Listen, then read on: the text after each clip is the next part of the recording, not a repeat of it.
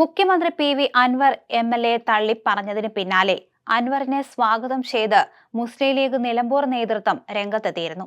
അൻവർ പറയുന്ന പല കാര്യങ്ങളും സത്യമാണെന്ന് മുസ്ലിം ലീഗ് നിലമ്പൂർ മണ്ഡലം പ്രസിഡന്റ് ഇക്ബാൽ മുണ്ടേരിയാണ് പറഞ്ഞത്. ഇനിയാണ് സ്വാതന്ത്ര്യ സമര സേനാനിയായ ഷൗക്കത്ത് അലി സാഹിബിന്റെ മകൻ പി.വി. അൻവറിന്റെ യഥാർത്ഥ മുഖം പിണറായി കാണേണ്ടതെന്നും ഇക്ബാൽ മുണ്ടേരി പറഞ്ഞിരുന്നു. ഫേസ്ബുക്ക് പോസ്റ്റിലൂടെയായിരുന്നു ഇക്ബാൽ മുണ്ടേരിയുടെ പ്രതികരണം. എന്നാൽ വിവാദമായതോടെ അദ്ദേഹം ഫേസ്ബുക്ക് പോസ്റ്റ് പിൻവലിക്കുകയും ചെയ്തു. ഈ ഭരണം സംഘ് പരിവാറിന് കുടപിടിക്കുകയാണ്.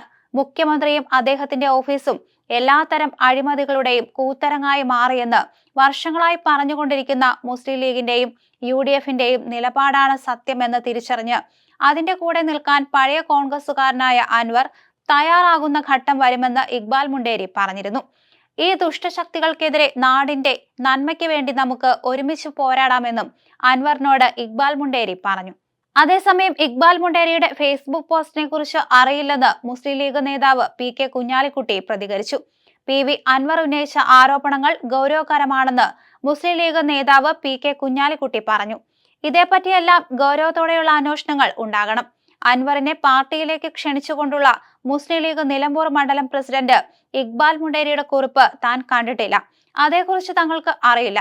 അപ്രസക്തമായ ചോദ്യം മാധ്യമങ്ങൾ ചോദിച്ചാൽ അതിന് മറുപടി പറഞ്ഞ് മാനം മാറ്റാനാണ് ഉദ്ദേശമെങ്കിൽ അതിനില്ലെന്ന് PK കുഞ്ഞാലിക്കുട്ടി പ്രതികരിച്ചു. സ്വർണ്ണക്കടത്ത് സംഘവുമായി ബന്ധപ്പെട്ട് P ശശിക്ക് ബന്ധമുണ്ടെന്നുള്ള P അൻവറിന്റെ ആരോപണം മുഖ്യമന്ത്രി തള്ളിയതിനെ കുഞ്ഞാലിക്കുട്ടി വിമർശിച്ചു.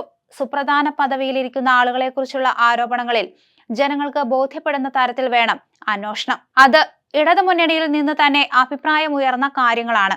രാഷ്ട്രീയമായും പൊതുജനങ്ങളെ സംബന്ധിച്ചിടത്തോളം വളരെ പ്രാധാന്യമർഹിക്കുന്ന വിഷയമാണ്. അതിൽ നിഷ്പക്ഷമായ അന്വേഷണം വേണമെന്ന് കുഞ്ഞാലിക്കുട്ടി പറഞ്ഞു. ഭരണകക്ഷി MLA, ഒരു മുൻമന്ത്രി അടക്കമുള്ളവർ ഉന്നയിച്ച ആരോപണങ്ങളെ വളരെ ഗൗരവമായിട്ടാണ് കാണുന്നത്. പൂരം കലക്കി പോലീസിനെ ഉപയോഗിച്ച് ക്രിമിനൽ ആക്ടിവിറ്റി ഒരുപാട് നടത്തി. കേരളത്തെ സംബന്ധിച്ചിടത്തോളം ജനങ്ങൾക്ക് സംരക്ഷണം കൊടുക്കേണ്ട പോലീസിനെ പറ്റിയുള്ള ഇത്തരം ആരോപണങ്ങളിൽ സംക്ഷിപ്തമായ അന്വേഷണം നടക്കണം. അന്വേഷണം നടന്നില്ലെങ്കിൽ UDF പ്രക്ഷോഭം ആരംഭിക്കും, അദ്ദേഹം പറഞ്ഞു.